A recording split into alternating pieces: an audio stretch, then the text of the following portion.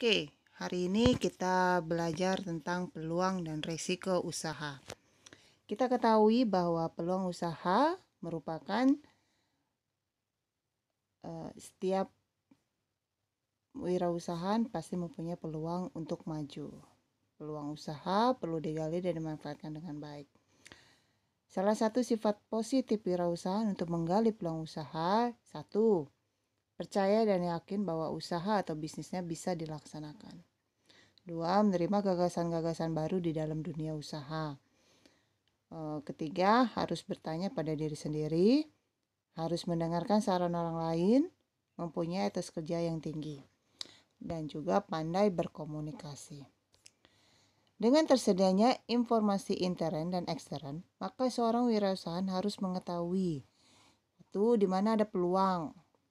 Apa saja yang akan mengancam usaha, kemudian adakah kekuatan yang membatasi atau menghambat kemampuan mencapai suatu sasaran. Cara memanfaatkan peluang bisnis berdasarkan Dr. D.J. Schwartz. 1. Percaya dan yakin bahwa usaha bisa dilaksanakan. Jangan hadiri lingkungan yang statis yang akan melumpuhkan pikiran wirausahawan.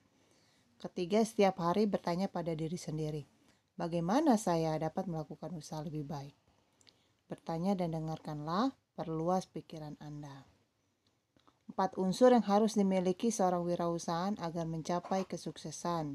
Itu berdasarkan Paul Carlap. 1. Kerja keras. 2. Kerja cerdas. 3. Kegairahan. 4. Pelayanan atau service. Risiko usaha.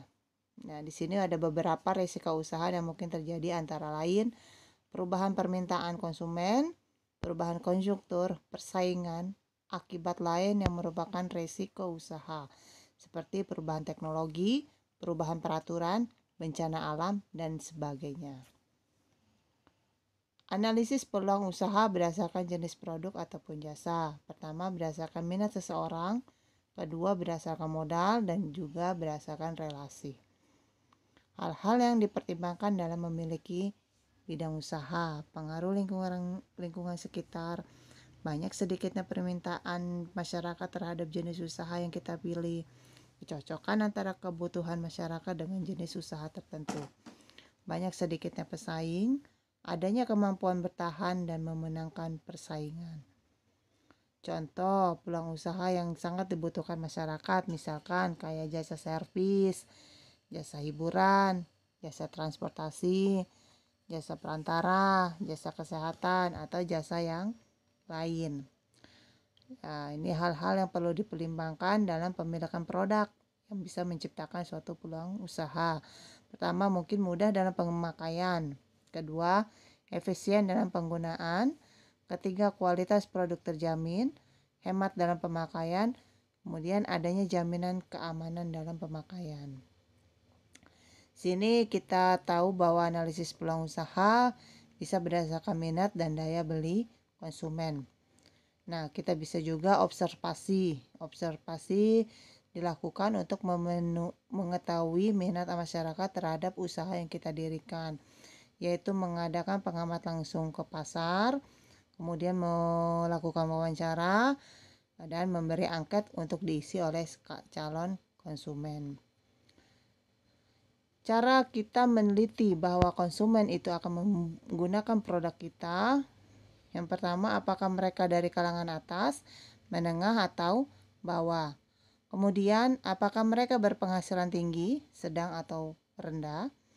Kemudian, apakah mereka anak-anak, remaja, atau dewasa. Kemudian, apakah mereka orang yang tinggal di desa, kota, ataupun daerah pesisir pantai. Hubungan antara minat daya beli dan kelangsungan usaha dapat digambarkan sebagai berikut. Misalkan minatnya besar, daya belinya kuat, kelangsungan usahanya terjamin. Minat besar, daya beli rendah, kelangsungan usahanya terhambat. Minat rendah, daya beli rendah, usaha juga tidak dapat berlangsung. Kemudian agar produk mampu menarik minat konsumen dan terjangkau, maka harus memilih dan membuat produk yang bermanfaat, berkualitas, dan laku dijual dengan harga bersaing.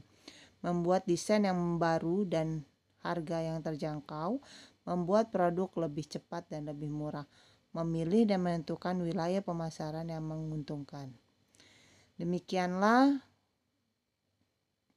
penjelasan saya mengenai resiko usaha.